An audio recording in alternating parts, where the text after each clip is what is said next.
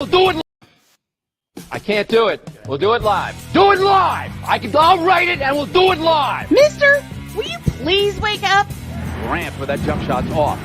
Long rebound run down by Hodges, and here's the King. That's a three. This is Snowman in the Morning. Hey, this promises to be fun. Oh, yeah. Can't wait. Are you kidding me? Do you believe it?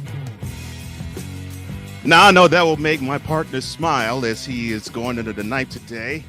Good morning, everybody. Welcome to Snowman in the Morning with Cole Johnson. I am Cole. The other half is convalescing for this week. The other partner that I have today is not Brian. It is Wafero Otero. Will, it's a pleasure to have you on the show today. Oh, it's a pleasure to be here, man. I'm anything to help my brother out, man. Yeah. And that's the spirit we're going to have all this week. We're just going to be trying to help out our brother as he goes under the night today, get that cancer out, and then convalesce and spend time with family and feed his soul, because that's what we have. That's what he needs. And this is part of feeding his soul. So what we're going to do today is we're going to touch on some football items. Of course, baseball's around the corner. Of course, opening day is this week. Yes, it is. The NBA, their regular season's winding down. Of course, this time next week, we'll be talking about the play-in round. And there's this tournament. They played in March. Oh, good Lord, my brain is fogging out. Oh, yes, it's called March Madness. Yes. The Final Four was, the women's final was yesterday. The women's final was yesterday. The men's final was today. Congratulations to South Carolina women's team, Gamecocks, for winning yesterday's game, defeating UConn, who had never been defeated in a finals game ever, in men's or women's. And see, look at that. Will picking me up. That's what I'm talking about. So, yeah, they played the national semifinals. The men did on Saturday. Of course, the women played the national semifinals of their round on Friday. They had their final on Sunday. Yes, congratulations to Dawn Staley and the South Carolina Gamecocks. And yes, you touched on something I was going to touch on. Gino Auriemma actually suffering his first national championship loss, which is amazing, in 12 tries. That just shows you how wonderful of a coach he is. Listen, I saw his stats, right? Mm-hmm. He has 1,149 victories. So only 149 losses. He's 1,000 games over 500. I know he's a beast. So, and I think you grew up same time. I grew up, seeing Pat Summitt just rule over in University of Tennessee, rule over Tennessee women's basketball, and I was thinking, I don't think there's going to be anybody that's going to have that type of influence in the game like her. And then here comes Gino Auriemma and UConn, and I'm just amazed. And of course, we think of all the players that came out of his program, and I mean the list is endless. You have it's too many. It's a plethora. Right. You have Rebecca Lobo, Sue Bird, Deanna Taurasi. There's so many you can name, man. Right. Yeah, all the way to Maya Moore. I mean, just so many basketball players that came out of this program that was, national champions many times over. And I was just so amazed that there was this power that would come along and just, I won't say make Pat Summitt a footnote, because that would be insulting her legacy. Oh, no, she's one of the greatest of all time. Yeah, she's a pioneer. Yes. So, so I'll say it this way. Here's a guy who took what Pat Summitt built and then built a stronger foundation with it. And it's amazing to see that program go that long without a defeat in the national championship game. And then South Carolina, who I got to give them credit, they suffered a setback in the SEC championship tournament in the final with a miraculous shot from Kentucky to not win the SEC championship, but then they run the table, and here we are. So I guess now we have to look at South Carolina as probably the new power in town, it looks like. Well, they won 2 out of the last 3. Yeah. Last year was Stanford, and the year before was South Carolina. Yeah. So they've won 2 of the last 3. And Dawn Staley's an amazing coach. She was an amazing player. Right. And now she's just an amazing coach as well. There's certain players that can do the transition from player to coach. There's only some, and that can really do it at the level that she's doing it. Mm-hmm. Yeah, I agree with that. Well, of course, it helps that you were a point guard. So she was a point guard when she Yes, played. And of course, basically point guards, the generals on the floor and their head coach on the floor. And she transferred that to the sideline. And yeah, like you said, 2 titles in 3 years. Yeah, I think it's time for us to look at South Carolina and say, okay, well, are they going to be the one to now unseat UConn as the perennial power in the women's game, or is it going to be shared? We can't knock out Stanford though. Stanford won last year, and they were there into the Final Four this year. So it's interesting. It's not, you know what? Because I'm glad it is this way. Because listen, UConn is great, but you get tired of watching the same teams win over and over again. So to be able to see some new teams win, it's great. Yeah, and I think when you have entities in sports like you go back to how the men's game was when UCLA ruled the roost in the 70s, in the 60s and 70s. You think, well, could there be another type of power that comes in and unseats them? Because unless you're rooting for the team, you're like, okay, I want to see somebody else. I don't want to see this same team just simply dominate everywhere and everything. But now, you mentioned it well, because I was going to actually say you have, South Carolina, you have Stanford. Recently, I believe Baylor won a national championship. Yeah.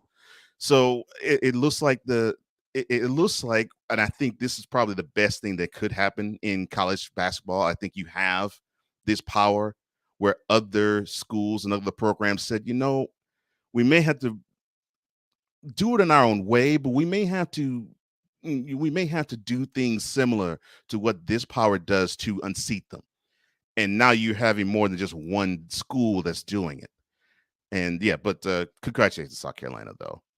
Second time in 3 years. Dawn Staley is an awesome basketball mind and head coach. And yeah, she was a great player. And that was a good point, Will. Great player in her day. Yeah. Turning over to the men's side of things. So it's kind of bittersweet for me, though. It's because I like Duke, and I'm a big Mike Krzyzewski fan, but and I'm not a UNC fan because of Jordan, but Hubert Davis was a Knick, and I'm a diehard Knicks fan. So I gotta ride with my boy Hubert Davis, and so I'm glad he made it to the finals, and hopefully he can get through Kansas, because Kansas is a beast.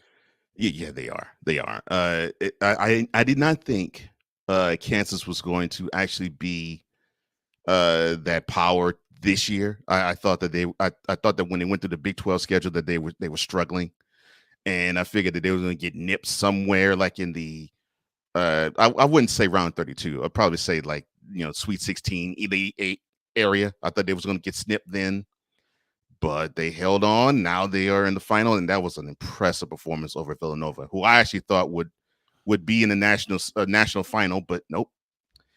The Kansas just controlled that whole game.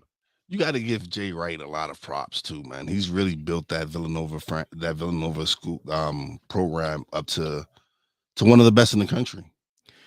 I agree with you. I did not know. I mean, it snuck up on me because I was like, okay, I know he won a recent national championship because one of them was played in my former hometown of Houston. So I knew he won one. I did not know he won two recently. This would have been 3, yeah. So yeah, when they got to the Final Four and people were saying, well, this might be Jay's third. I'm like, third? Yeah. I'm like, oh my gosh. I didn't realize this program was that good. Wow, yeah.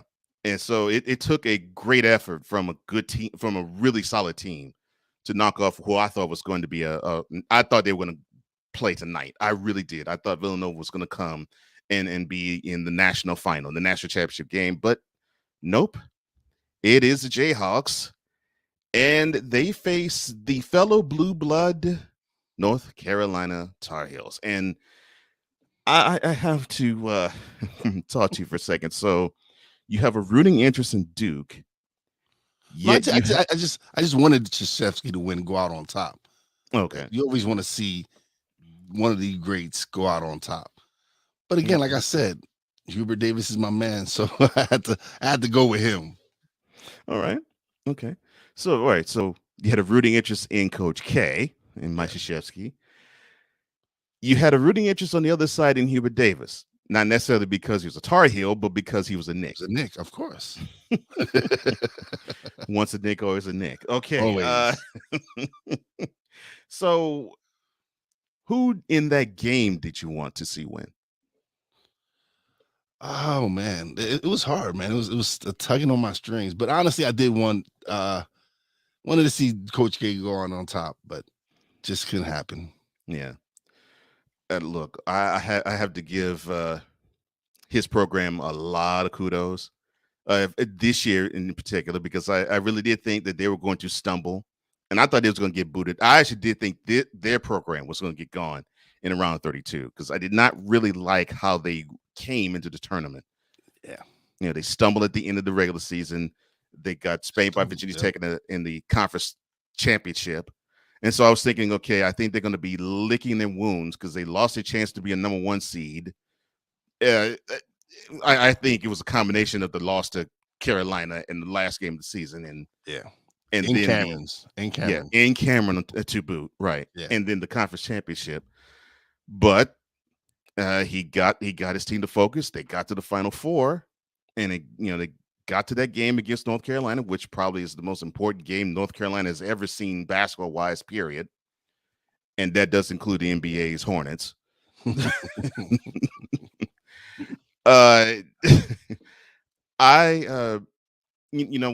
lived in North Carolina a couple of years, and I can honestly tell you that all throughout the state, and I lived about an hour away from Tobacco Road, the Tobacco Road area. Yeah.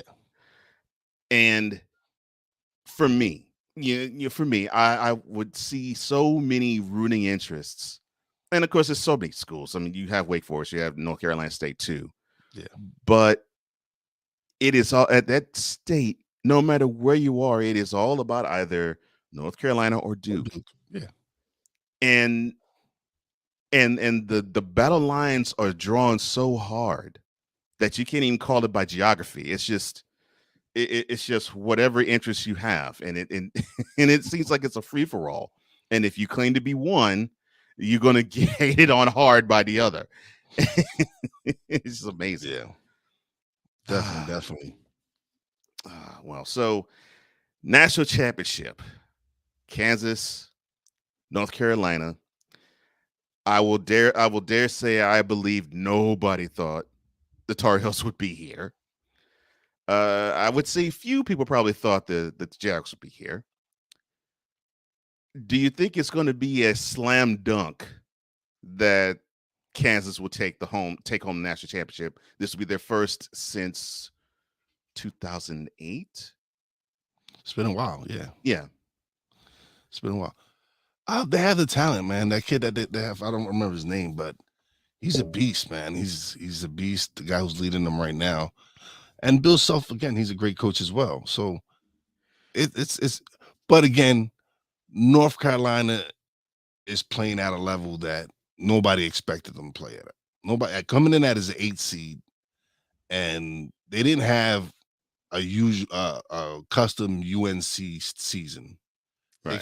They kind of was up and down, and for him to have them playing the way they're playing now, they might be ripe for an upset. Yeah, I think they might be. Of course, Bill Self, for some reason, just comes with a whole load of controversy, but he's put that to bed, at least for these last 3 weeks.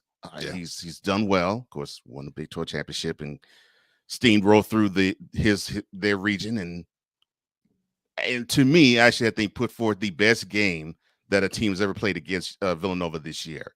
Yeah. So they look tough to me, but yes, I really believe you cannot sleep on North Carolina, because I seriously believe when they went to Cameron and they disappointed and upset a raucous Cameron crowd and wanted to send Coach K home, literally happy, and didn't. That win seemed to actually propel them, I think. Although, yes, I know they took a good whooping to Virginia Tech in the ACC tournament. It seemed to galvanize them. It seemed to make them believe that they actually can play with the big boys and beat them. Yeah. And then they they played, like you said, they played differently than how they did throughout the regular season. They had their ups and downs, but then when they got to the tournament, they actually played like they were a number one seed all throughout, which shocked me because I did not think they had that in them. Not this year. Not this year. Like I said, it wasn't expected. They weren't expected to be here in the Final Four. They weren't. And to see them, listen, it's going to be a great game. I feel like they're going to really come and give it their all because Coach Davis, he's a hard worker. He might not be the most talented. Probably wasn't the most talented player, but the man was a hard worker, and I think he's the same way as a coach. Yeah, I totally agree with you. Oh, well, we are on Roku, Snowman in the Morning, Cole Johnson. And if you want to join us and comment and be interactive like my man Sick Diggy over here, all you have to do is go on YouTube and type Snowman in the Morning 50. That's Snowman in the Morning 50. And we'll see you in the chat. We love having you interact with us because, well, the sauce is where we see what you think because, well, we don't think we have all the answers and we don't think we have all the analysis, but I think we will impress you a little bit. But others here can impress you too. And so, yeah, morning to you, Sick. Always a pleasure, brother. Good morning, Sick. Yeah. Go ahead. What's on your mind, sir? Oh man, no, it was a great weekend, man.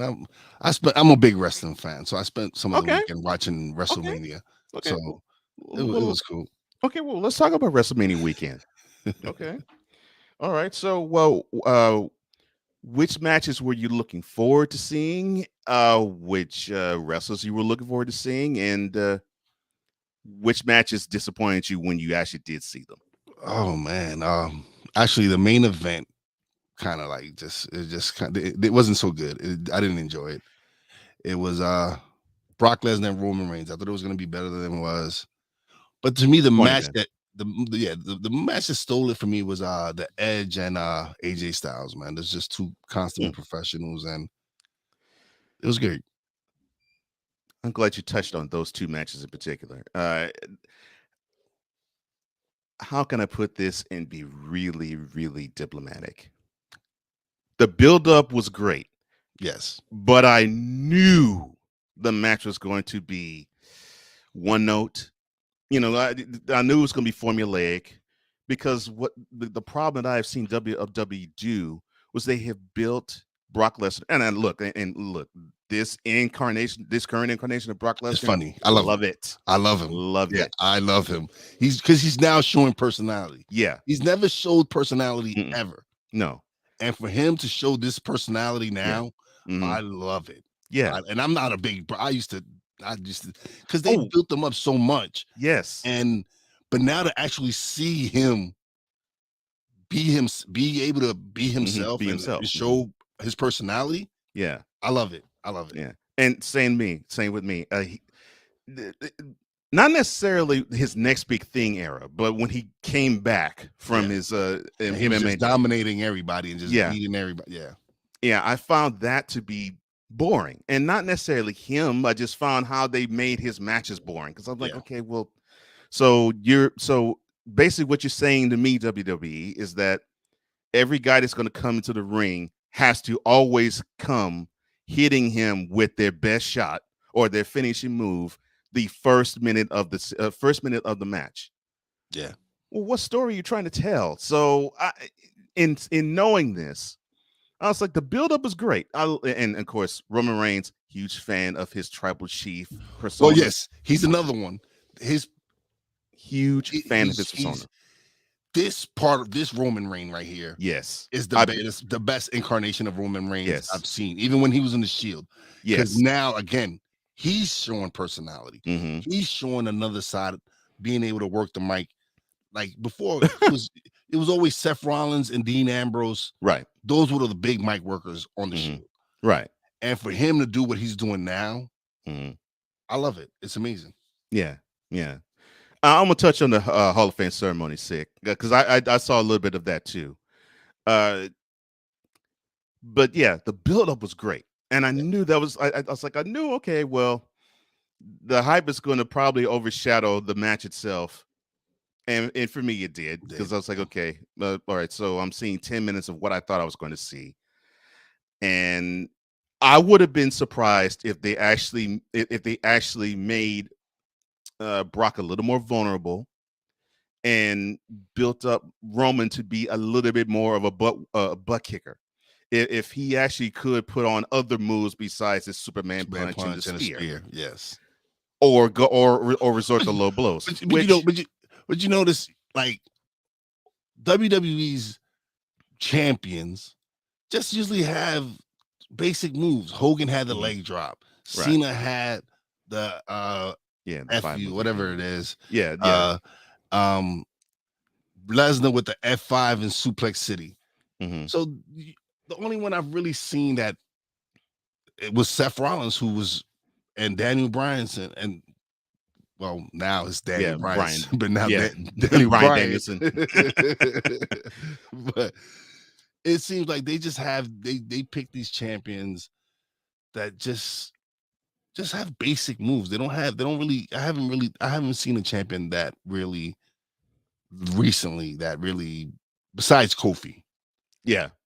Because Kofi's just amazing. Yeah. But other than that, it just really hasn't done anything for me. Like, I need them to really, they need to do what AEW is doing sometimes. Yeah. Sick comes in and says, a lot of it has to do with Lesnar's passion for pro wrestling later on. As for Reigns, they should have turned him heel a long time ago. I agree, Skid.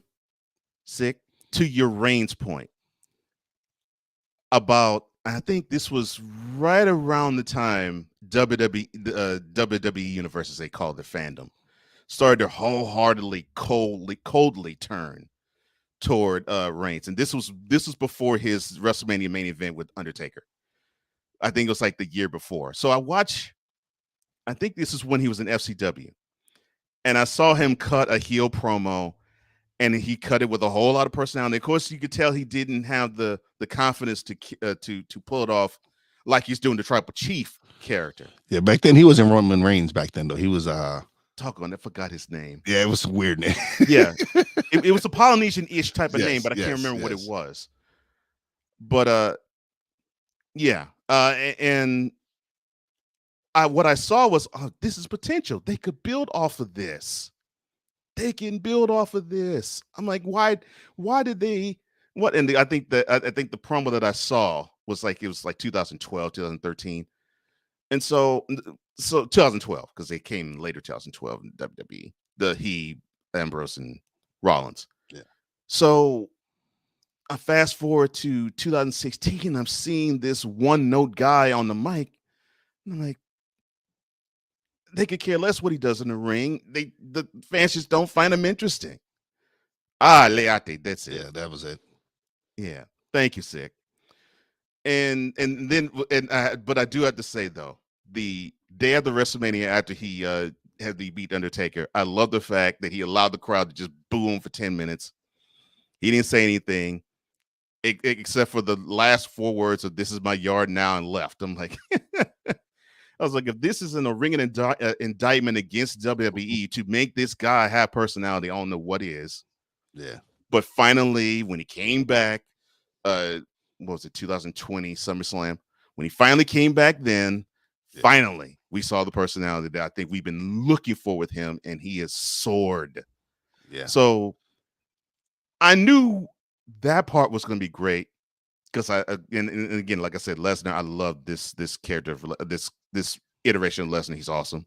Yes, he is. Same with Roman Reigns, but it's like, okay, I'm going to be. I went in with that match saying I'm going to be thoroughly disappointed, and so unfortunately, I wasn't disappointed because I actually had the. You already knew, yeah, you already knew it wasn't going to be so great. It wasn't right, and it's all right, I guess. But the only thing that could have made it better in that instance would have been either if they had, and of course it was pitched, like an appearance from Rock, or if Heyman turned on Reigns. That's the only 2 things I could think that could make it interesting and give that match flavor.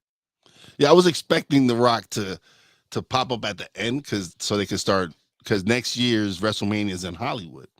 Right. So I expect The Rock to make an appearance now, like towards the end of after when he won the titles and everything, and like you just hear The Rock's music cut in, but we don't know. We'll see. Yeah. We'll see. Yeah, we'll see with that. But yeah, Reigns ends up now the Don Dada of champions now. Yeah, he's the unified champion. Yes. Yeah. So that's cool. The other end, Edge, AJ Styles. Yes. I can't remember seeing a bad match AJ Styles put together. AJ Styles that's why he's the phenomenal one. Yeah. I've seen him wrestle broomsticks and he still puts on a good match. I'm like, I was like, how can you go wrong with this guy? You never can. And the thing is, he could do it whether he's a face or a heel. I'm thinking, like, dang, how? And then I got blessed by Edge wanting to embrace being a heel again. Yes. Edge as a face was great, and he is great, and he's a wonderful wrestler. But the heel Edge is the best Edge. Heel Edge is definitely the best Edge. Yeah, it is the true rated R superstar. Yes, yes. And I'm the type that when I look at characters now, and their heels, I love how they want to be a heel. Like, Reigns, his heeldom is arrogance, basically. I'm better than you. I don't even have to say I'm better than you. I just prove that I am. And you had to give me credit. Come on, give me credit. So I get that. That's his heeldom. Edge is like, you all suck. You all believe my intellect. and so is this chump that you want to cheer for. I like that. I like that in him. Definitely. And he's not afraid to do underhanded stuff, and he knows how to draw the heat. Yes. And I'm like, dang, this guy had a sympathetic comeback, and he still knows how to give those a-hole chants to draw him from the crowd and a you suck chance from the crowd. Like, yes, this guy is a master of his craft. Oh, he knows what he's doing, man. He definitely knows what he's doing. Yeah. So yes, I love that. So the reason they had, because I'm like I said, I'm a huge wrestling fan, so I'm always into the insiders and all that. Mm-hmm. So there's gonna be a new faction supposedly in WWE led by Edge, and I'm a big Damian Priest fan. I love Damian Priest. So having Damian Priest learn under Edge, I think that's gonna be great. I was, because I saw him in Damian Priest. I saw him in ST, loved him. And I loved when they turned him face and how they had him be a face, because it was sort of like an anti-hero-ish type of tint. Yeah, because the way he started was because he was always lived his name when he wanted his name to be at infamy or whatever it was. And he's one of those not heel, like right now there's so many, they're not heel and they're not a face. They're just like in between. And that's what I felt he was at that moment. Then when of course he did the moment with Bad Bunny and all that. Yeah. And that was great. But I think I'm really glad that they turned him back heel. Like in NXT, I loved them when he was a heel. Yeah. He was great. He was great as a heel there. When they turned him babyface, he was okay. He was okay. Yes. But I'm glad it didn't do him there. Like, unfortunately, what they did to him when he came on board to the main roster. And I'm like, man, you sanitize this character. That is not how he is. He's edgy. And you just cut the edge completely off to where it's like, okay, so he's Latin. So he appeals to them. He's one of my Puerto Rican brothers. Yes. Yeah, no problem. Love him. Love him. Love that. Love him. A great personality, cool guy. I can get with him. He can cut a promo. Yeah. Yeah, he can cut. He is wicked on the mic. Good in the ring, wicked on the mic. But I'm thinking to myself, no. People want to probably turn him off. No, he just doesn't do anything for me. And then when he turned on Finn Balor, I was like, nah, we're getting somewhere. And then, of course, cut to last night where he and Edge acknowledge one another and they're now going to be a faction. The sky's the limit for Damian. Ooh, man, I'm loving that. I'm loving that unit. I'm loving that unity. And if like you said, they're gonna build a faction with those two, yeah, I think WWE will have a monster in their hands if they do it right. All right, yeah, definitely. But I don't know why. I don't know when he takes commercial breaks. this is my first time here co-hosting. So, is it time for a commercial break yet? I don't know. You tell me. You let me know. All right. Well, I think we can take it for 3 minutes. Why not? When we come back, we're going to talk a little bit more about the NBA. Of course, it's winding it down. 1 week to go before the playoff, or I should say the play-in round. Play-in round, yes. Yeah, and we're going to mention more NFL stuff too, because of course the draft is this month. The draft is later this month. In fact, the draft falls on my birthday, so we'll be talking about those things. And as Chuck Rivers says, we'll be back in 2 and 2.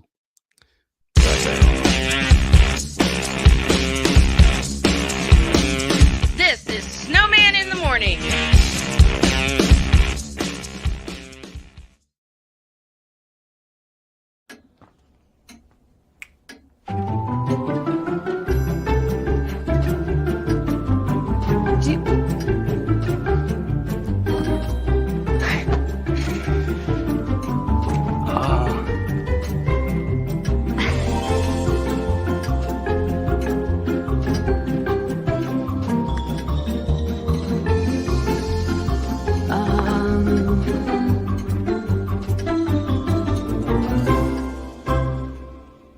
Listen, you're my friend. I noticed you haven't really been yourself recently. Yeah, I feel like something's up. How are you? Are you okay? Is there anything you want to talk about? I just want to know how you're feeling. And listen, even if you don't know what to say, I'm here to talk. No matter what you're going through, I just want you to know I'm here. I've got your back. When you want to talk, I'm here.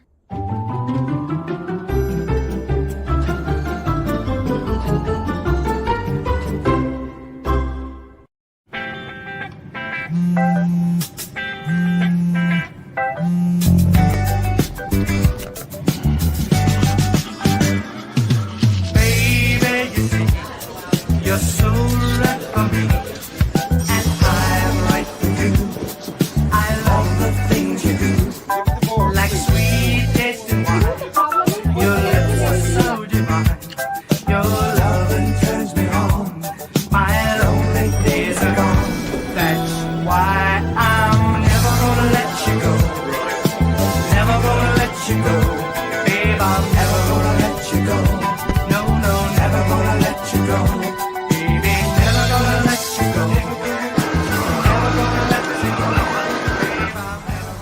Here you go. Thank you. Thank you.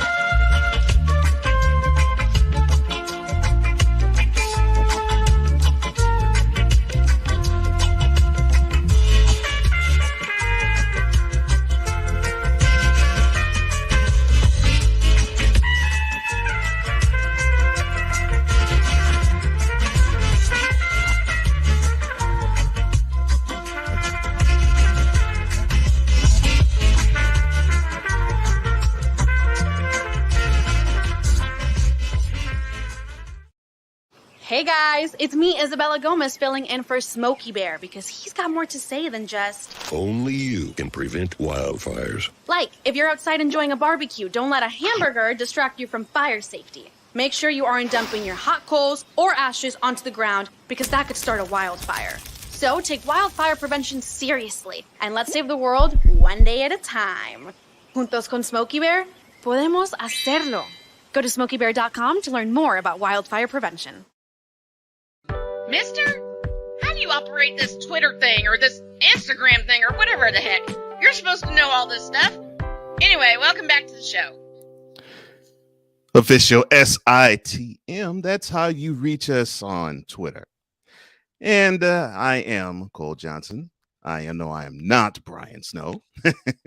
He is convalescing as he's going to be going. Actually, he's going in the ninth this week.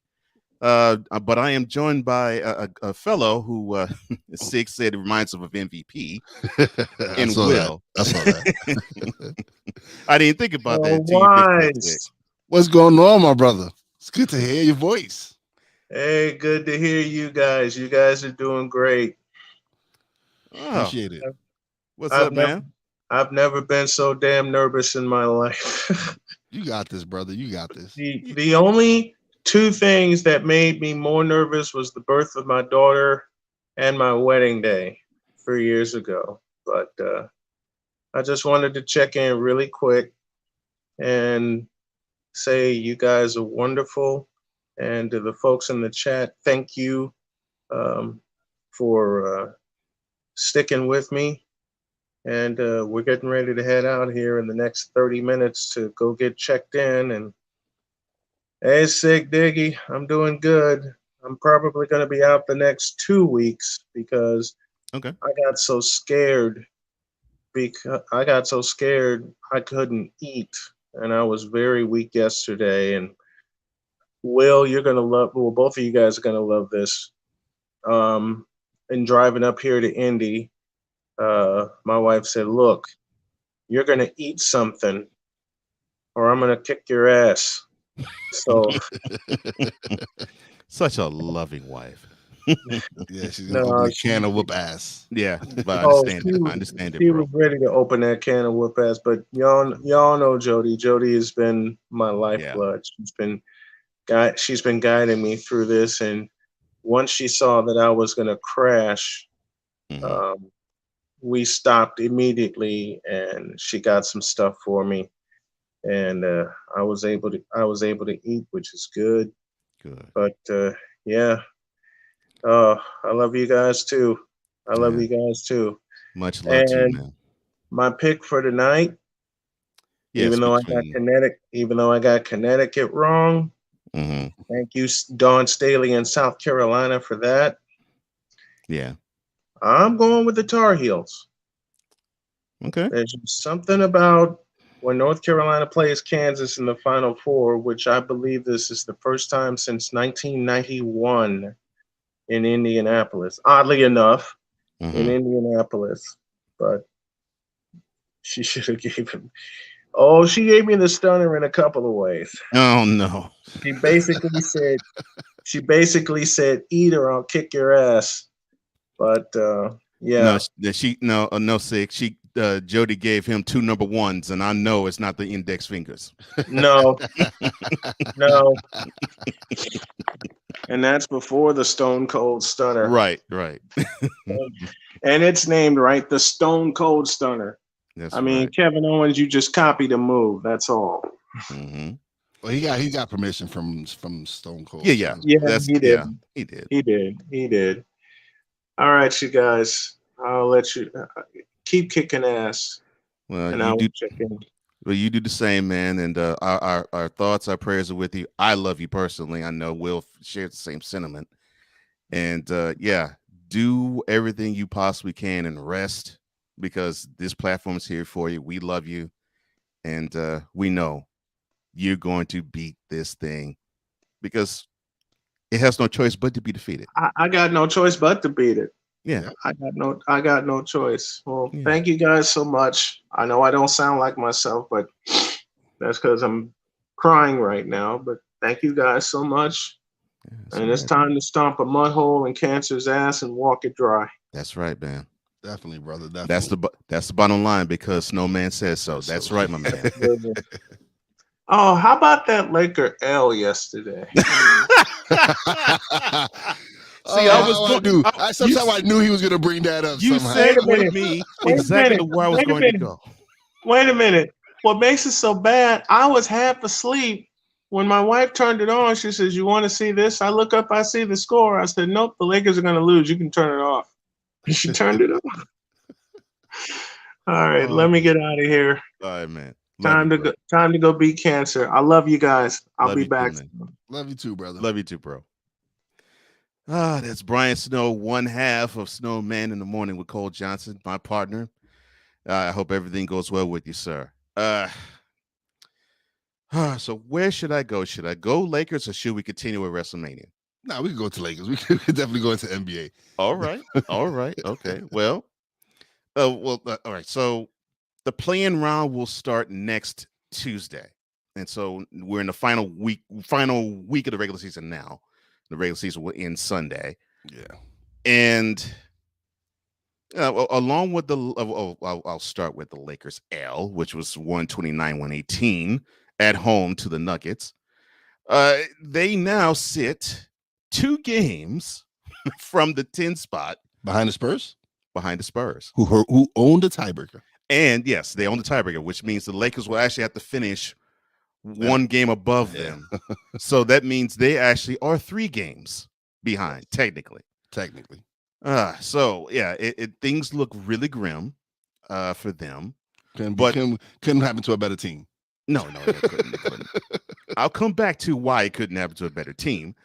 So in the West, right now, you have the Timberwolves at 7, the Clippers at 8, the Pelicans at 9, and the Spurs at 10. Now, what makes this interesting is that all the Clippers have to do is win, I think, 1 game, and they clinch at least they clinch the 8 spot. Okay. The battle is now between the Nuggets, the Jazz, and the Timberwolves as to who's going to be the number 5 seed. And it's like 1 or 2 games that separate all of them. Yeah, it's 2 games that separate them, and that battle is still not over, and it probably will not be resolved until the weekend. Yes. And then, of course, you have the Pelicans and the Spurs who are jockeying for 9 and 10. So basically, between them, they're trying to do 2 things. They're trying to hold off the Lakers, or I should say, they basically just have to see the Lakers do what they're doing, and it's just play the way they've been playing. And then they have to see who's going to host the other, because how the play-in game works, the 7th seed hosts the 8th seed, and the 9th seed hosts the 10th seed. That's how it is in the West. Now in the East, you have the Bulls and the Raptors who are tied for 5th. Bulls hold the tiebreaker over the Raptors, and they have the 5th seed. The Cavs are 7th. They've been struggling. They've been on a. Listen, they started off pretty well. They looked like they were going to do pretty bad. And the wheels kind of fell off this last couple of weeks. Yeah, because they were as high as 4th at one point. Yes, and they held steady. It held steady at 5th. And yeah, like you said, it's like the wheels fell off as of recent. Yeah. So now they're holding on for dear life, and they're about 2.5 games back from the Bulls and the Raptors to be out of the play-in. But they hold the 7th seed currently. So you have the Cavaliers are 7th seed, the Hawks are 8th, Hornets are 9, and the Nets are 10. And that is set. That is set because the other 5 teams that could possibly jockey for position can't. They're all eliminated, which it means the Knicks, Wizards, Pacers, Pistons, and Magic. You just had to say the Knicks first, didn't you? I'm sorry. The Magic, Pistons, Pacers, Wizards, and Knicks. They now have to think about October of this year, I should say. So yeah, it's about this year. But look, the Knicks put forth a good fight. Look, I have to say this, Will, really fast. No, I'm disappointed. You know what? I'm disappointed in Julius Randle, man. It's just like they gave him the bag, and it's just I don't know. I think I love how Stephen A. Smith puts it. It's like, okay, it's a shame that this guy, he has some game. This guy can ball. There's not even a question about it. If I were to say this guy doesn't have game, I would be lying to you. But he does. He does have game. Yes, he has game. He has complete game. But I love when Stephen A. says, you look at this guy, and it's like all they have to do is say, he's going left. He said, you know, he uses right arm for anything. I was like, that's cold. And I think seeing, unfortunately, his stagnant state of advancing to the next level hurt the rest of the Knicks, and it was unfortunate. Double unfortunate because Stephen A was saying it with his chest in October. He said, "New York stand up, New York stand up." I was like, "Oh, look at that!" It was exciting when they start off 4-0. It was great. Yeah, and then it just completely fell, man. Yeah, and that loss to Orlando when it was just devastating. That just really put a kibosh on the season, and it's been downhill since. Yeah. But the good thing about it, is Tibbs has finally decided that he's going to let the young boys play. Well, he has no choice, actually. Injuries and protocols have dictated that he plays these young boys, which I'm happy with. Okay. All right.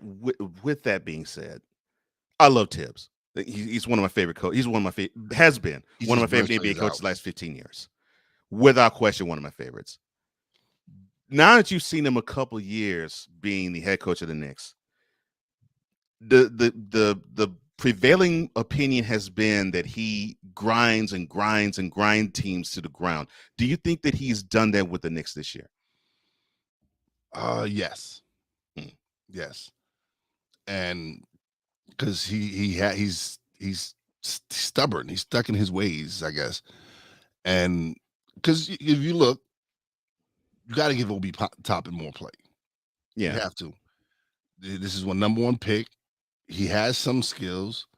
He's and now that he's getting his time right now, he's had his first 20-point game. Mm-hmm.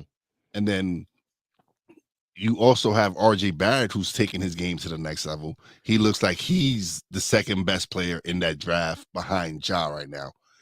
And so, because Zion is, I don't know, it's gone out the window. But yeah, now RJ is making people realize that, hey, he was one of the top players in that draft. That is what I find lost in all this. Because when I saw him, my thought was, I think the second year he actually is going to really show what type of player he is. And he did that. But it's almost like the saying, if a tree falls to the forest, does it really make a sound? And that it pretty much was RJ Barrett's season this year. Unless you follow the team closely or you follow the NBA closely, you would not have known that this guy took a huge step forward and actually showing that, okay, well, this guy has some chops. And if you put some talent around him, he can lead a franchise. Yeah. Yeah. So, yes, my apologies to the Knicks. I really wanted to see them be in the playoffs this year again like they were last year. Yeah. Listen, the playoffs are different when you have the Knicks in it. It is. The Lakers. I don't want to say the Lakers because unfortunately you have to. I know. I know. But you know what it is? It's because it's LeBron, man. He is one of the listen, I am a Knicks fan and I cannot stand, and I'm not a Michael Jordan fan. But you can't really compare LeBron to Jordan because Jordan hasn't lost in the finals. Thank you. That's it. People want to talk, oh, he does the stats and this. Jordan is 6-0 in NBA finals. Point blank. And that's coming from a Knicks fan. Yes. Someone who suffered through the 90s. I suffered through the 90s. Believe me. Oh, and then when he retires, we go and lose to Houston in game 7 because it's John. I can't say that because John Starks helped us get there. Well, yeah. I mean, that game 6. That game 6 was awesome. Yeah. So look, it is what it is. But yeah, oh man. Yeah, like I said, it's not the playoff. If you don't have the Lakers and if you definitely don't have the Knicks in the playoffs, it's different. But hey, always next year. Yeah, it is always next year. I'll say this though.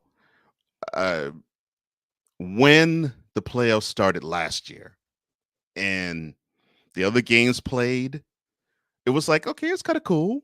You know, I know most places opened up their stadium, opened up their arenas to full capacity, and everything was cool, and the atmosphere was fine.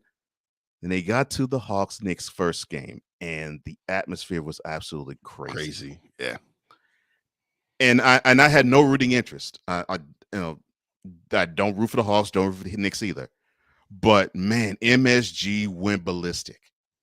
Yeah. And when I thought they was going to be tempered when the Hawks won that game, nope. Game 2, they came out even more gusto. And then, of course, when they did win, it was as if it was a ticket tape parade that was about to happen outside of MSG. It was a wonderful atmosphere, and it did make me think.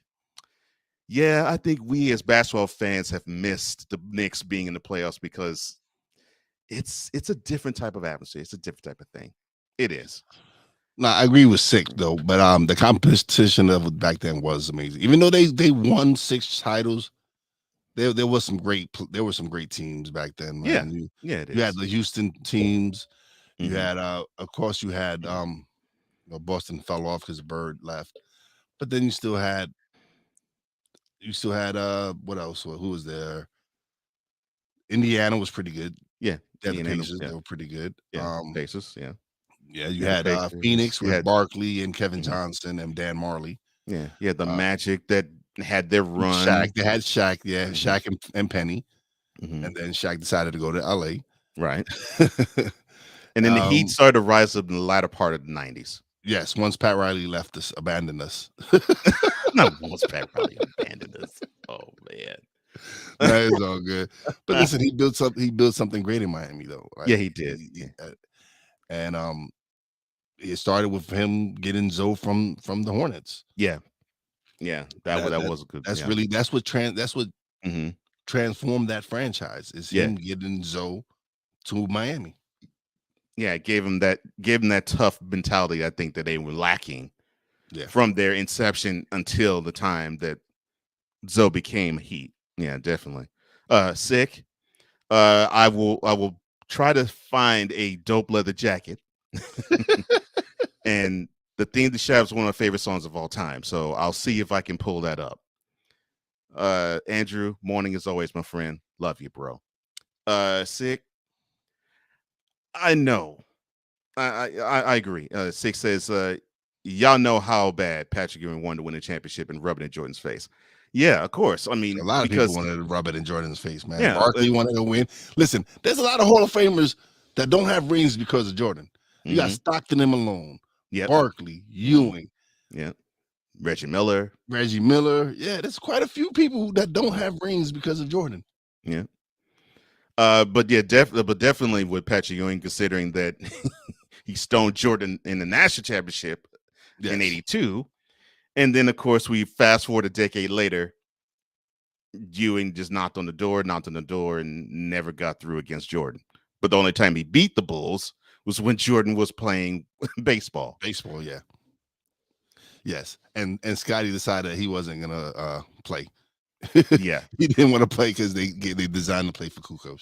But yeah, the end of game 3. Yeah, that's ridiculous. Man. Oh, look, Sick. I will say this about Charles Oakley. He gangster. Oakley's gangster. You know, when I saw Rick Mahorn of the Pistons, I was like, he's a tough-ish guy, but you know, I don't know if he has any skill in terms of straight basketball play. Oakley had skill, and he was a tough dude. So I was like, whew, that's one I do not want to go up against. And you know, people say that that the Knicks in the mid '90s was a team that was built around Ewing. Offensively, yeah. Yes. But defensively, it was built around Oakley. No question about that. None. Listen. This is when basketball was real. This is when people, if you come down the lane, Oakley would take your head off. Yes. Oakley, Mason. Mm-hmm. It didn't matter. No. One of those two was going to butcher. And that's the difference now. That's why I say Jordan is better. Because Jordan had to go through Magic and the Lakers, Bird and the Celtics, right? Isaiah and the Pistons. Saying he had to go through 3 of the greatest. And 2 of those 3 teams were just rugged. And the Lakers weren't punks. Listen, no. The Lakers weren't punks. They weren't punks, but Detroit was just vicious. Yes, Detroit they was were just vicious. They were vicious on a whole different level. But I will not hate on it at all. Yeah. Oh, Six says, look, man, I ain't scared of nobody since since they all put on their pants the same way, unless theirs comes with 2 zippers. And that was Marvin Shaw trying to quote Charles Oakley. Uh, Look, the Knicks in the mid '90s. I love that team. Now I hate to say this to you, Will. My team is the Rockets, so of course I enjoyed so I enjoyed what happened in '94. But I will always say this to Knicks fan, especially those who lived 1994. That series could go either way, and that team was double tough. Robert Horry was in the paper saying that, man, we went through some rugged stuff, and the Rockets were rugged. They were rugged too. They had a squad. The Rockets had any team with Olajuwon is definitely even though he's more, but Olajuwon had his moments, man. He's he was a tough dude himself. Yeah, he was. So I mean, they had some tough stuff, but man, Horry actually said, man, when we got to the Knicks, they let us feel it. They let us feel it, man. And as a Rockets fan, I loved it. I loved that the Knicks were that type of rugged team, that they were, as I've heard some people say, Rough Riders. I love that. Yeah, I love that because it made you have to earn it. And to your point about Jordan versus LeBron, that's the one reason why I do put Jordan over LeBron, because it was. He played in an era where you drove into the lane and these coaches, Pat Riley, Chuck Daly, even Rudy Tomjanovich to an extent. Yeah. They all would say, you have to earn that basket. Yeah. You have to earn that basket. Yeah, you got to earn the basket. If they in the lane, knock him to the deck.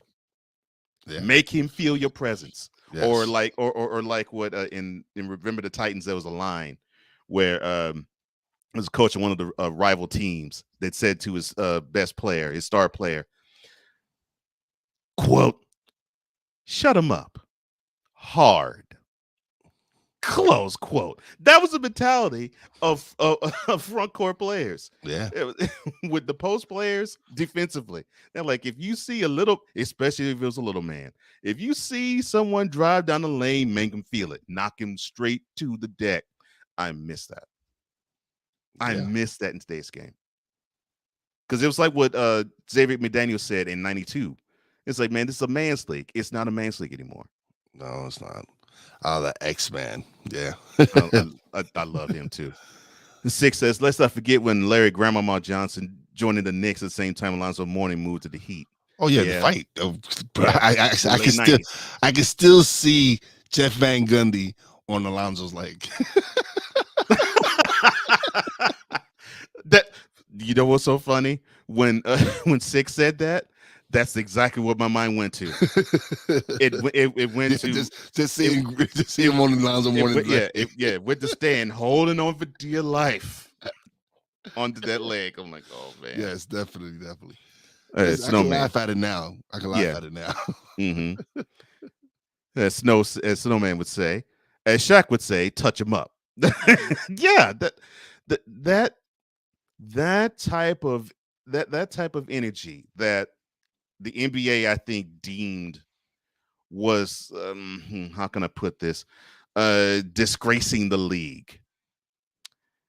That they felt needed to go, and I don't think it needed to go because I don't think it was. I think the malice in the palace. I think the malice in the palace changed their attitude. Yeah, it did. It did. I agree with you. It did. The problem I had with that was it wasn't like one of those instances like we both could recall a guy driving down the lane and then he gets knocked to the ground and all of a sudden it's just a melee right then and there. Oh yeah, plenty of times. Of times it happened. Yeah.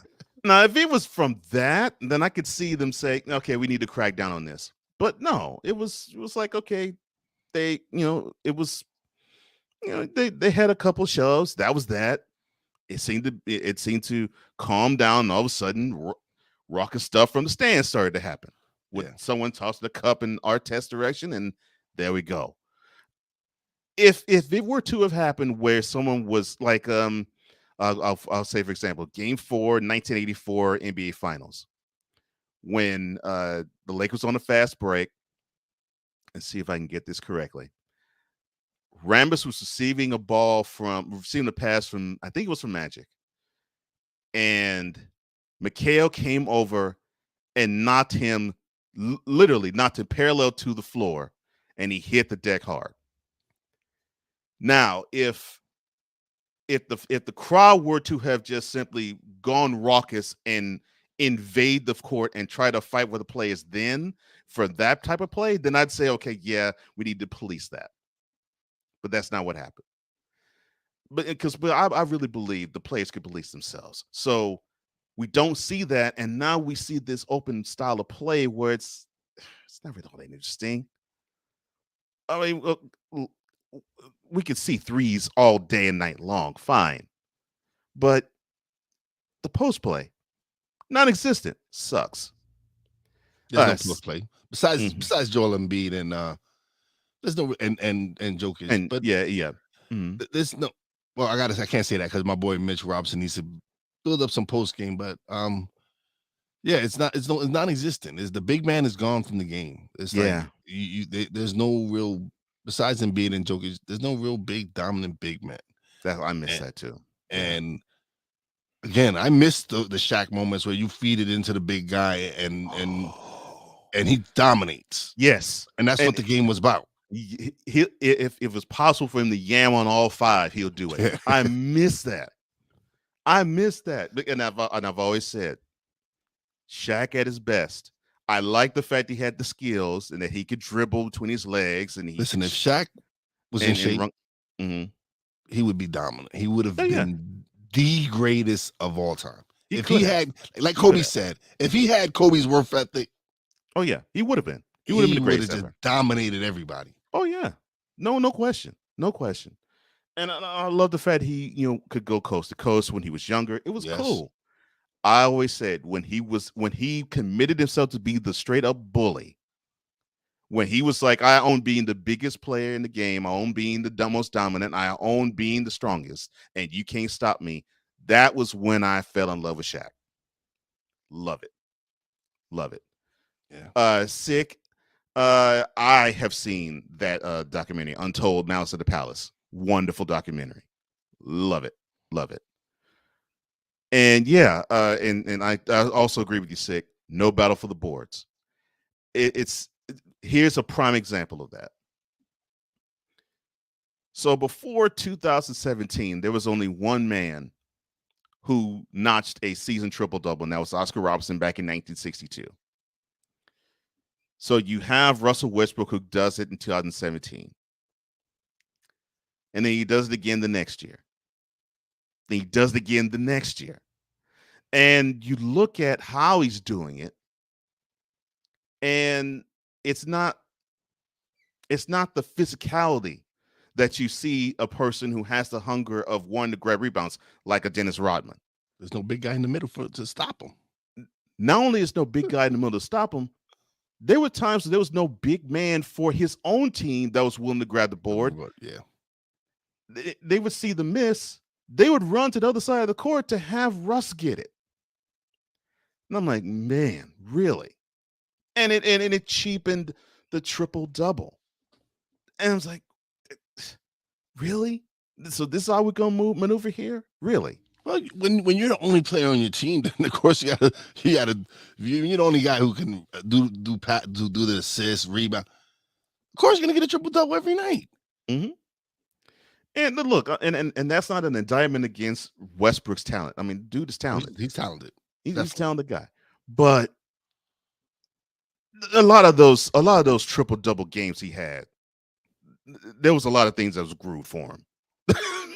he was gifted a few of those rebounds in many of those games, and probably even gifted a couple of assists every now and then too. But the rebounds for sure.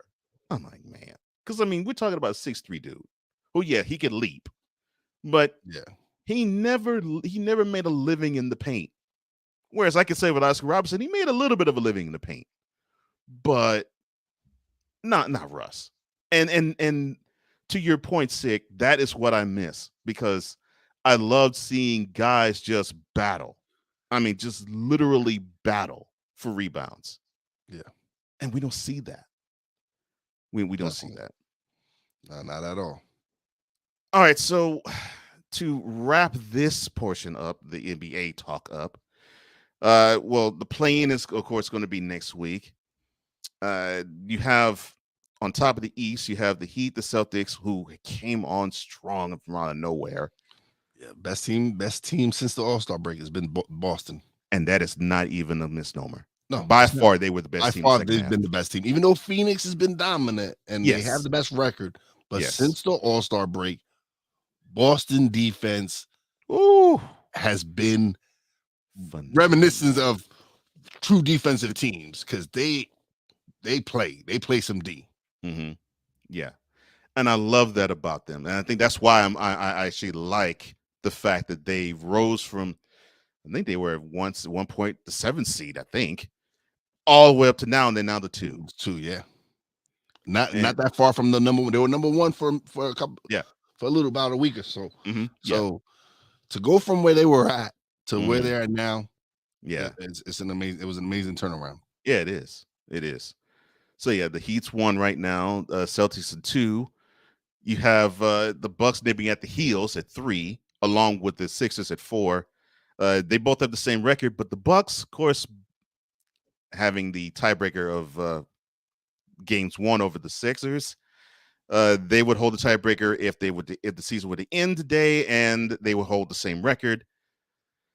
So that would be an interesting matchup. And I said this to Snowman. I said, the team that I would, if you're the Bulls fan, it's a team that I would hope that you would pray to meet the first round would be the Sixers. That's the matchup you should want. Yes. And that's the matchup that at the moment would be the case should they hold off the Raptors for the 5th seed. And the Raptors at 6th.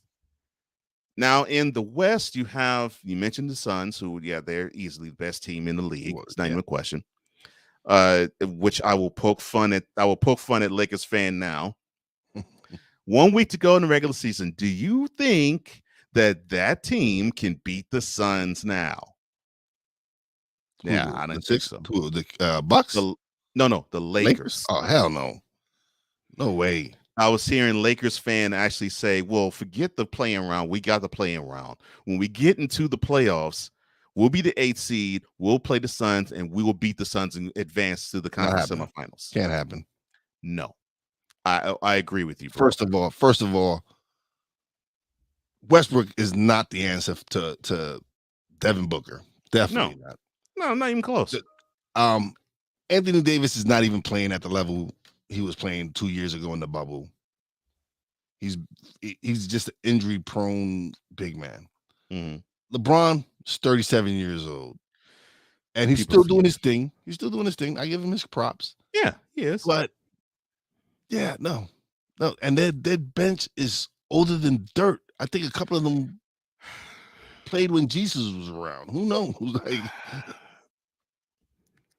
I've said it.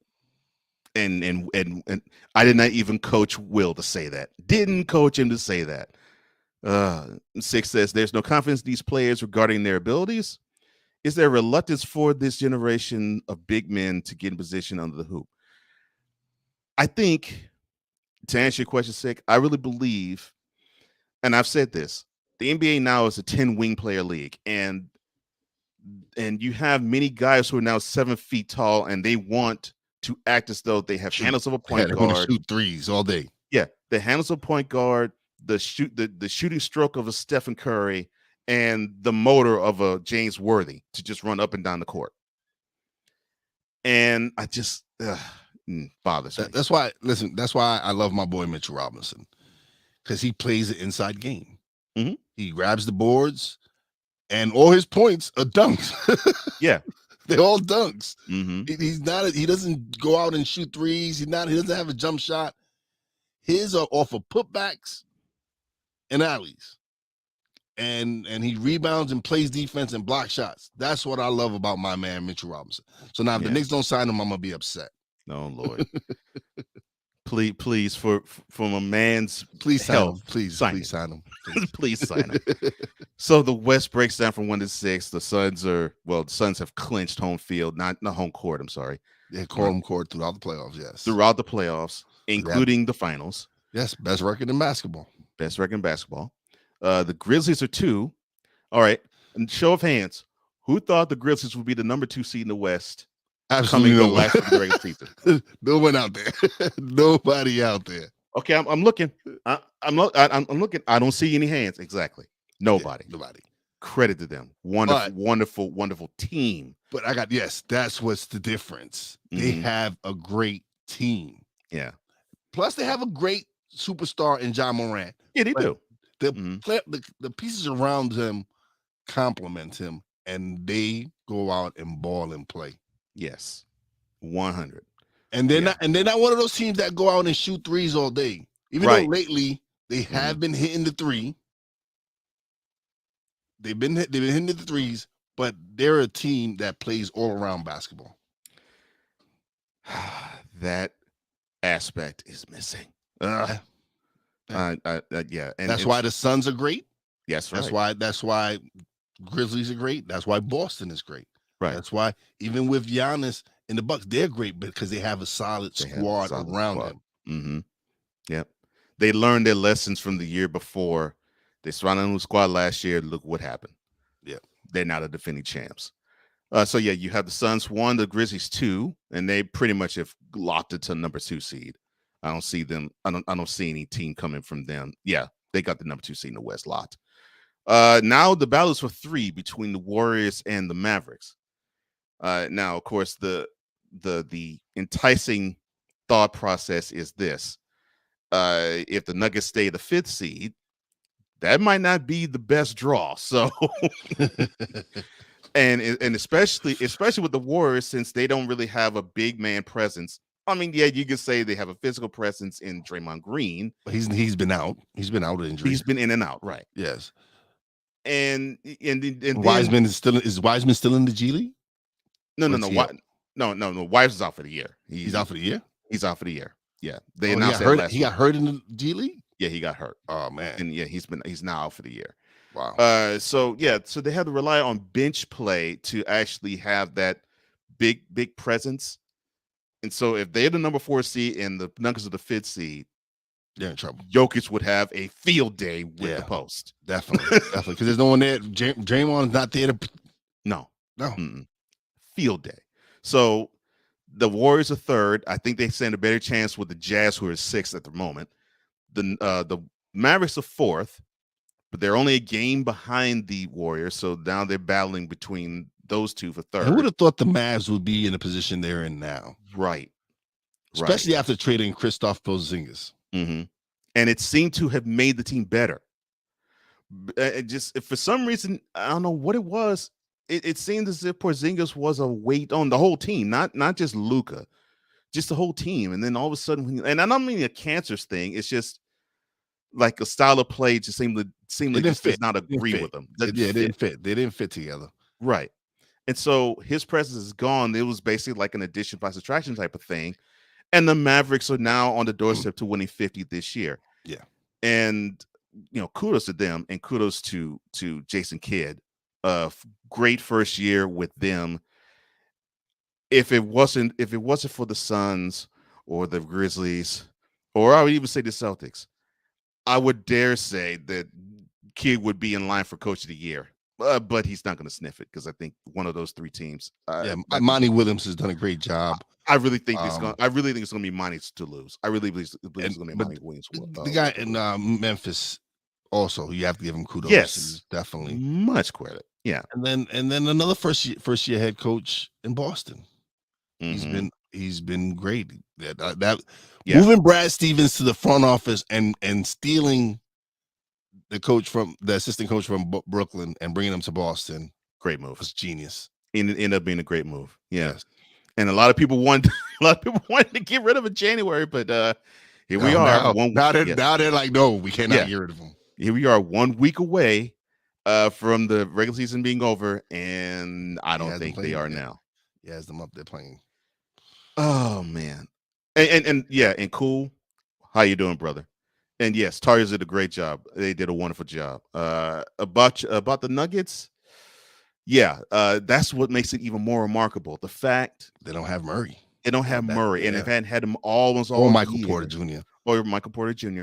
all most of this year, and Jokic is doing it by himself in terms of star power. I mean, yeah, and they still could battle for home court in the first round. That to me is remarkable, and that's why I said that's why I said when it comes to MVPs, it's probably either going to be Giannis again or Jokic again. Yeah, Embiid is like, what do I have to do to win MVP? Well, you need to start doing something, doing what you was doing earlier in the year, right? But I'll say it for you. The trade to get Harden to the team hurt Embiid's chances to be MVP. Yes, because you gave up a lot. Yeah, I'm not talking about Ben Simmons. I'm talking about Drummond, right? And I'm talking about Seth Curry. That's why I said the Nets. When we have to talk about look at the end of the year, I said by the trade, just seeing what the Celtics gave up, I'm like the Nets won the trade. Yeah. Because look at what they gave up. Hands down. Yeah. Well, let's take another break, and we're going to wind down, talk a little bit of NFL stuff. And a little bit of baseball. And a little bit of MLB, too. So, yeah, stick with us. Snowman in the Morning, Cole Johnson, and my man Will for today. Be right back.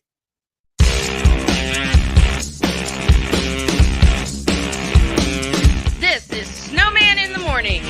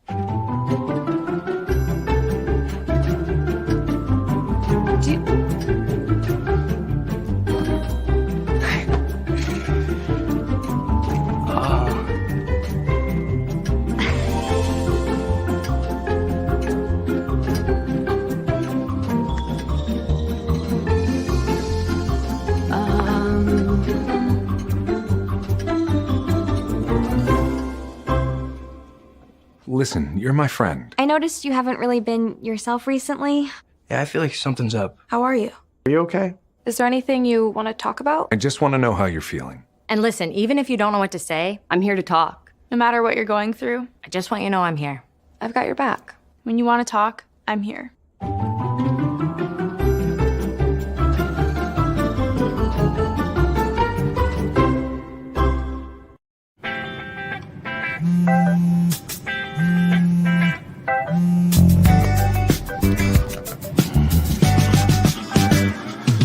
Baby, you see, you're so right for me, and I'm right for you. I love the things you do, like sweet tasting wine. Your lips are so divine. Your loving turns me on. My lonely days are gone. That's why I'm never gonna let you go. Never gonna let you go. Babe, I'm never gonna let you go. No, no, never gonna let you go. Baby, never gonna let you go. Never gonna let you go. Babe, I'm never gonna. Here you go. Thank you. Thank you. Never gonna let you go.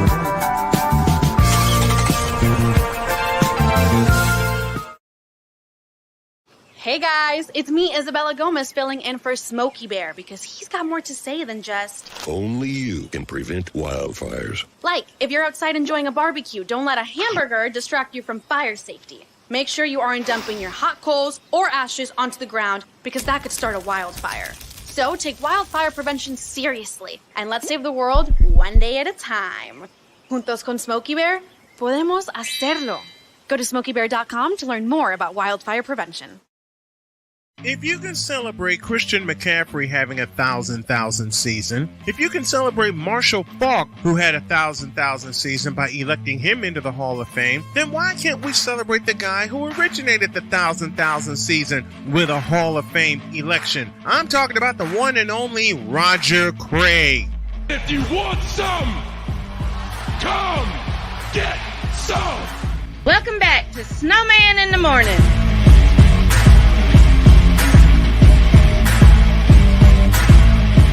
And down the stretch we come. This is Snowman in the Morning with Cole Johnson. I am Cole Johnson.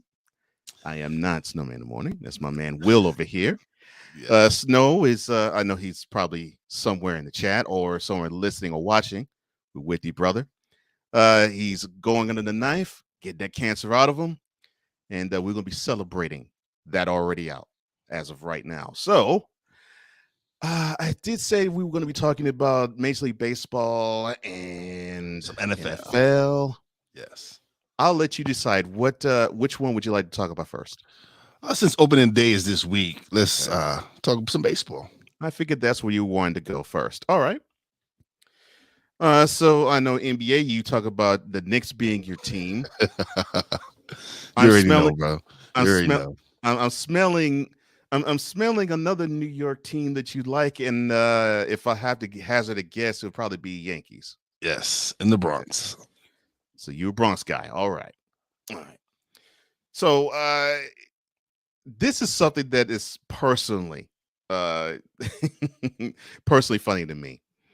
So now they have Carlos Beltran. He's going to be in the booth. He's going to be in the booth. Yes, Carlos Beltran's in the booth. He was first originally in front office. Then when he got the Mets job and resigned over the scandal, he is back now. He is now back in baseball in the booth. And it's cool. I don't have a problem with that because you have AJ Hinch is back in Detroit. He's the manager in Detroit. Right. Joey Cora took a 1-year sabbatical in Boston and he's back in Boston. Right. So it's only right that Carlos Beltran is allowed to come back. And I agree with that. I do. What I find funny is there's a lot of people, I won't say you, sir, but there's I've heard many Yankees fans. Yes, tainted. And the reason we don't have a championship is because of Houston. No, the reason we don't have a championship is because we choked. Point blank. Listen, I am a fan, but I'm also a realist. Yes. I am also a realist. That's what I want to hear. Yes. Aroldis Chapman throwing a fastball right down the plate. Thank you. You don't need a sign to see that it's coming right down the plate. Thank you. So, Brian Cashman, shut up and do your job and get us some pitching because we need help. Thank you. That to me is exactly what I wanted to hear a true Yankees fan say. I was like, okay, you want to pass blame somewhere else when it is your team that did not take care of business, which I can cop. I am an Astros fan. I will cop. Look, you all could say, well, you all had the cheating capabilities and couldn't get the job done in 2019. No, it was the fact the team didn't get the job done. That's just how it works. Yeah. The Nationals in 2019 were better, just like the Braves last October and early November was better. So I have no problems with that. I just had issues with Yankees fan and Dodgers fan saying this is tainted because the Astros robbed us. No, your team did not. They just choked. Do the job. They just choked. Your team did not finish the deal. Your team got to the point where they could, and they didn't finish it off. No. That's on them. Not at all. Not at all. That's on them. Listen, you need pitching to win, man. And they had the pitching. They had Cole. They had Verlander. They had Charlie Morton. They had a bunch. They had pitching. That's a bunch of arms. Yeah. saying bullpen was good. So pitching wins games. So Yeah. when you can pitch and not allow the other team score runs, great. Yeah. And the Yankees at that time, it was either hit or miss. You either hit a home run or you struck out or you made an out. They weren't like the team that I grew up watching, which was a team. Like that team of the 90s, as much as everybody wants to hate them, they were a team. There was no dominant, besides G, there was no real dominant player on that team. Right. And you had a different sort of offense. Like you had we manufactured runs. Right. You manufactured a lot of runs, actually.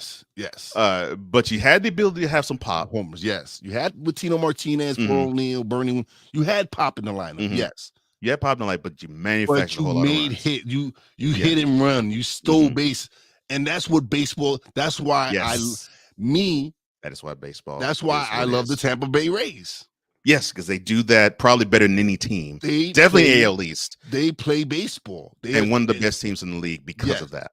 Yeah. And it goes to show you that you don't need a $300 million budget, Mets, right, to win, because they have one of the lowest budgets in all of baseball, and they continuously draft well.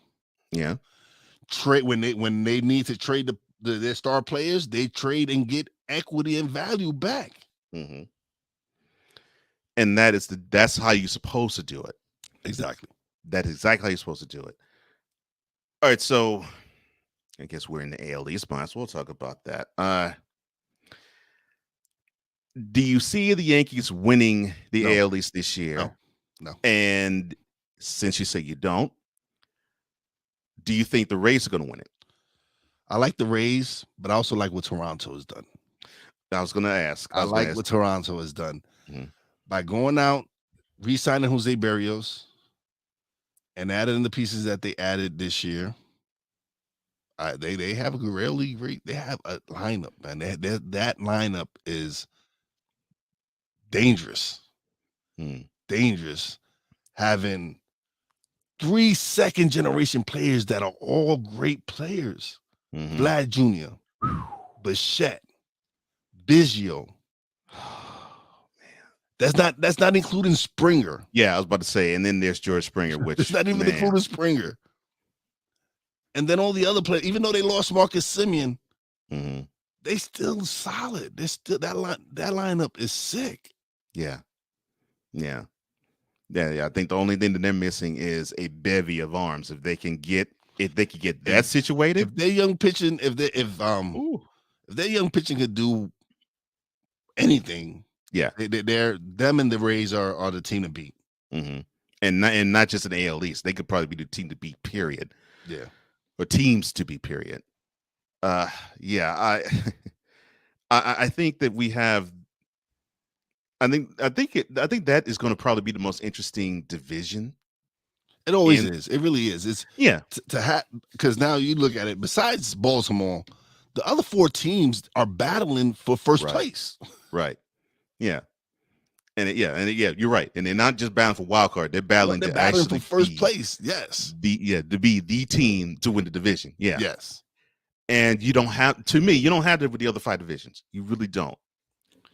No, all right. Because if you think about it, in the Central, you have who was it? Who came out of the Central? Minnesota came out last year. Minnesota improved. They signed Correa. They traded. I'm upset they traded Gio. We traded Gio Sherlin, but we got rid of Gary Sanchez, who just wasn't doing what he was supposed to do. I think I heard a cheer from the Bronx, and it wasn't the Bronx cheer. When they saw that Sanchez was no longer a Yankee. No.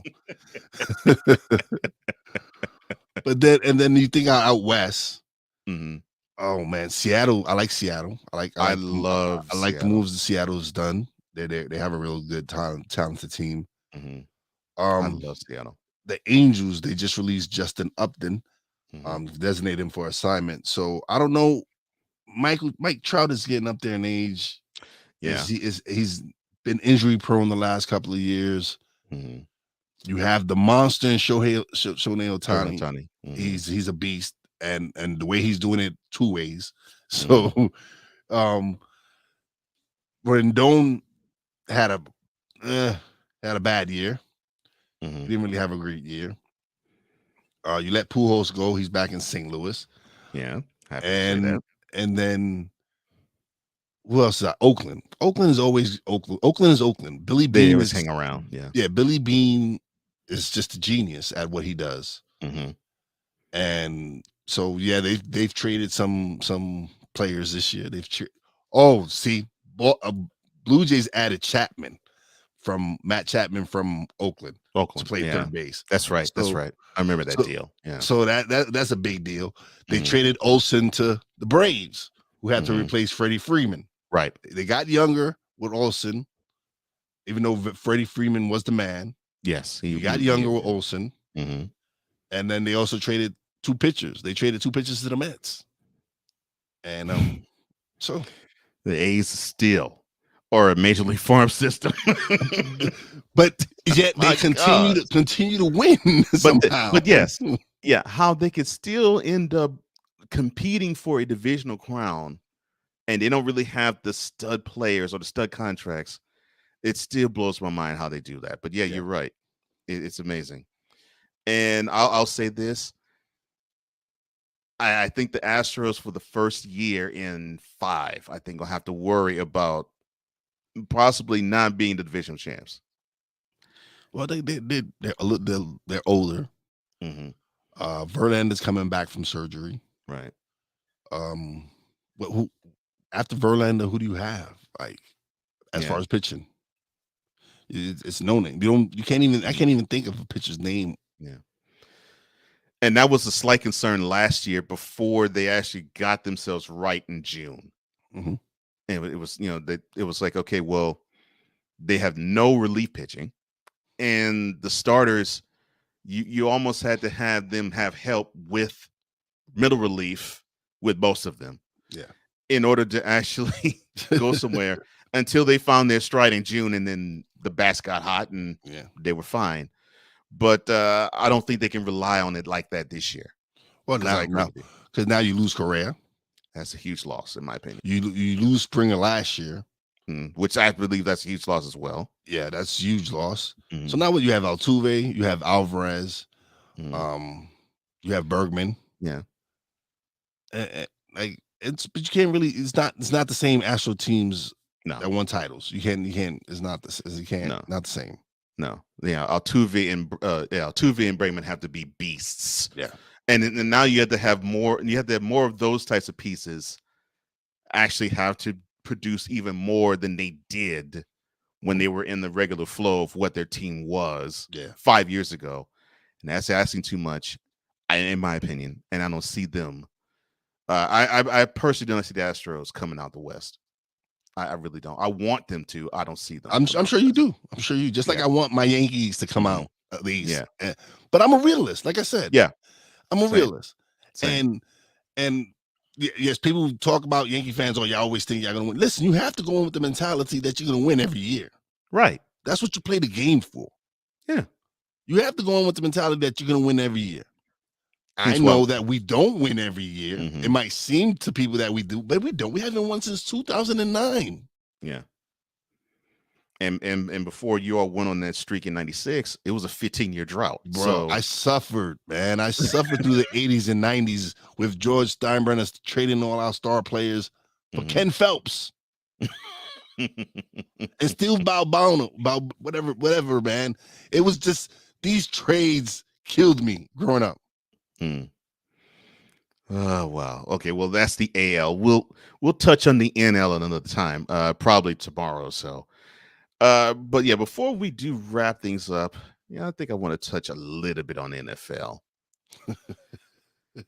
Okay. All right. Where do I want to go? I could talk about Wagner signing with the Rams. 5 years. Mm-hmm. Good contract for them. A good contract for him, and that's a good gift for the Rams. I just think they need a pass rusher. Replacing Von Miller. Von Holiday. Von Holiday was another, but Von Miller going to Buffalo, which 6 years, 120 mil. Woo. That's a lot of money. Yeah, man. Someone on the wrong side of 30. Well, look, more power to Von. I ain't hating on him. Let me see. Let's talk about the elephant in the room. Can we? Okay, Mr. Right. Watson. Just Can we talk about Mr. Watson? Yes, I was hoping I was not going to go there, but that was the only one. I was like, okay, I think we'll have to talk about Deshaun. All right.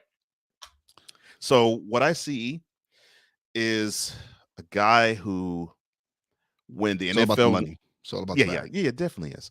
A guy who, when the first grand jury said that, well, we're not going to charge him for anything criminal, salivated. They actually salivated over this guy. And it took a landmark deal for Watson to become a Brown. Here's the funny thing that I find about this. It's not the backlash that I've seen with the fandom. And I talked about Jim and his wife, Andrea Tomey, pulling their Brown season ticket support because of Watson. And I find it ridiculous. It's the outrage that I have now heard from women sports journalists after that deal was signed. Now, I did not hear anything from them between January of last year and March of this year. A 14-month window. Didn't hear a peep from them. But now, because a team decides to go on board and they sign up for $230 million, all of it guaranteed for 5 years, now all of a sudden he's a sexual predator to them. What gives? Oh man, what gives? Okay, so you realize all this started coming up when he said he wanted out of Houston, right? Oh yeah. So all this started coming out after the fact that he said he wanted out of Houston, and now all these women are coming out and saying, "Oh, whatever he did." But obviously, a grand jury didn't feel like he really did anything wrong. Right. He just enjoyed happy endings. That's a wonderful way of putting it. Yeah. He enjoyed happy endings. And now these women, I'm not saying that he didn't do it. I don't know. Right. But same. You can also go the other way. Now that they know he's going to get this bag, now all of a sudden a whole bunch of women come out and lawsuits. Which, it was funny. There was a second grand jury that dropped the charges as well. Dropped charges again on him. So, like, okay, well, then that was after the deal was signed. So I'm like, okay, so you had a grand jury the first time before, you had a grand jury after. And each of them said nope. And Six says that's a smear campaign by the Texas franchise. Wouldn't that make the organization culpable of allegedly concealing a crime? Yes. If it was, yes. Sick, I'm so glad you introduced that, because my overarching issue I have had with this whole thing is the prosecuting attorney is a next door neighbor of Cal McNair, who's the owner of the Texans. If that does not smell like collusion, I don't know what does. I mean, because like you said, early January, almost like the week after the season ended in 2020, January 2021, Watson's like, nah, I want out.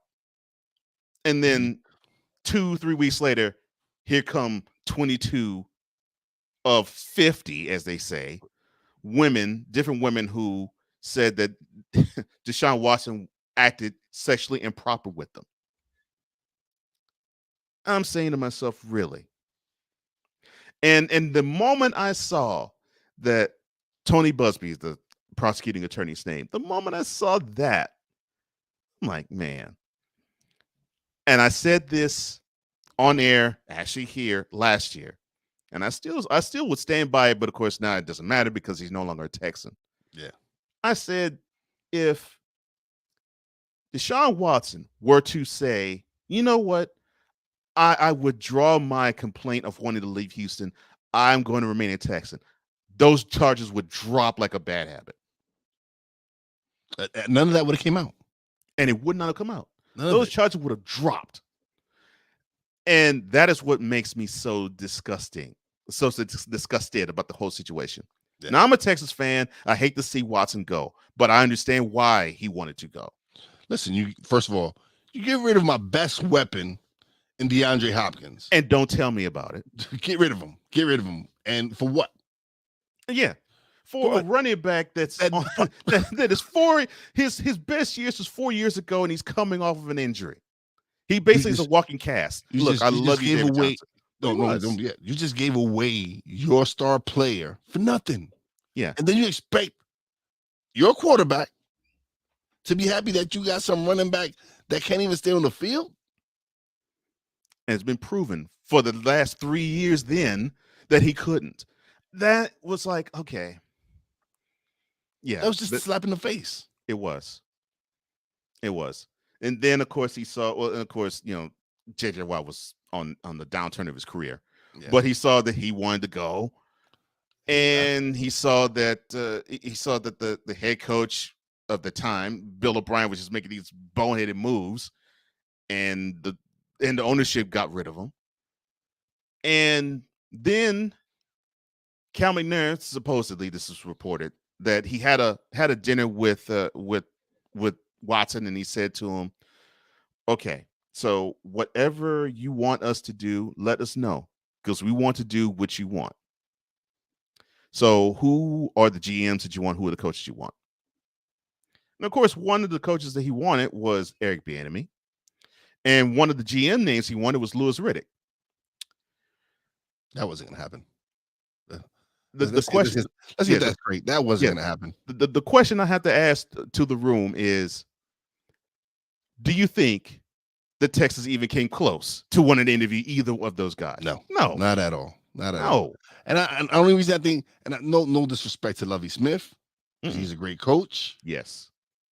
But the only reason I think he got this job right now is so that the NFL's like, yo, we need y'all to hire a minority coach. And that's why David Culley was hired. For that very reason. Yes. And then they came back, and then Brian Flores blew it up, and then they're like, oh, we really got to hire another black coach now. Right. And Sick, wonderful point again. That sounds like the Texans sabotaging Watson's stock if he were to eventually leave. That's what they wanted to do, and they backfired on him. Yeah. That's exactly what they wanted to do. They wanted to drive down his stock because they wanted to ask this ridiculous demand in return. Because they did need to have 3 first-round draft picks. That is what they needed to have, because Bill O'Brien traded them away like it was nothing, like they were diseased, like candy, like just giving out candy. Like, here you go. Yeah, here's a first-round pick for you. Here's a first-round pick for you. Here's a few. I'm like, come on, dude! You just throwing these picks away, and in the roster's thin as it is, and you just throwing these first-round draft picks away. Yes. So yes, these demands were going to be exorbitant for any team that was going to get them. It was a matter of if a team was willing to get them, and the Browns were. Yes, because I found it funny that, hey, my 2 choices are either Atlanta and New Orleans, and then the next day you just see Cleveland trades for Deshaun Watson. Yeah, and I'm like, did he not say he didn't want to go to Cleveland? Right. 2 days before. And I think then Haslam said, here's an open check. Yeah. Tell me, what is it going to cost me to bring you to Cleveland? Yeah. And his agent, which I give him nothing but props. Yes. Is this amount is going to take my man to go to Cleveland. Because really, who really wants to go to Cleveland? Right. And then what made it even more attractive was you had recently Aaron Rodgers, my bad, signed for his deal with $150 million guaranteed. And so, yeah, his agent was like, let's blow this completely out the water. Out the water. This is our demands. And the Browns looked at it and said, you know what? Sure. We can do that. We could do that. And you know what? And you know what they did in doing that? They made it extremely hard for these teams now who have franchise quarterbacks, like the Ravens with Lamar Jackson, now like the Bengals with Joe Burrow, the Chargers with Justin Herbert. Yeah. Now Josh Allen in Buffalo. Yes. And and Josh Allen in Buffalo, who already signed his big time deal. Yep. But it's gonna make it even more difficult to sign them because they're gonna look at the Deshaun Watson deal and say, well, doggone it, he got $230 million guaranteed. Yeah. And it's gonna be really, really hard. So I know if I was any of the other NFL owners, I would have been calling Has. I'm like, what the hell did you just do? Yeah. What is wrong with you? Yeah, because he made it extremely difficult now for the rest of the NFL because it's like, okay, now the price is going way up for quarterbacks. Yeah. The price, yesterday's price is not today's price. Not that, Joe. Yeah, that's what Andrew Berry of the and James Haslam of the Brown said. Yesterday's price is not today's price. You were correct, man. Man, I could continue this forever and ever. And unfortunately, I have to cut this short. Will, man, I wish I could have you every day. You are awesome, bro. I'll be here next week. Next week. Okay. I wish I could be here every day too. Snowman he's like, yo, you want to come every day? I'm like, I would love to, bro. I got a day job. I feel you. I understand. So I do too. Mondays is my day off. So Mondays I could definitely come in and I've listened. My original, my podcast is not a sports podcast. It's about mental health, entrepreneurship, and all that. But I'm a big sports fan, and my original idea was to do a sports talk show. Mm-hmm. So this gives me the opportunity to live out my dream. So this is awesome. Dope. This is dope. Awesome, and you're good at it, bro. And we'll definitely have to talk about the other stuff too, because I ventured other lanes as well. So yeah, for those who want to know, look, our prayers are with Brian. We love you, man. Yeah, just send whatever love you have toward him. He's under the knife today, getting that cancer out of him. And we are going to get this train rolling, keep this train rolling. Definitely for him. We'll definitely hold it down. Yeah, and we're definitely going to hold it down for him. Yeah. We can hold it down for him. And we're definitely going to do it for you. Well, that is all the time that we have. Thank you so much for joining us. And as Brian would say, you take care. God bless. And always remember, make your next move the best move. And always remember, your dreams don't scare you. They're not big enough. Definitely not big enough. Dream big, do bigger. That's what we're doing. That's what we're hoping you're doing too. For my man Will, I'm Cole. And for Brian as well, for Snowman in the Morning with Cole Johnson, we're out. Peace out.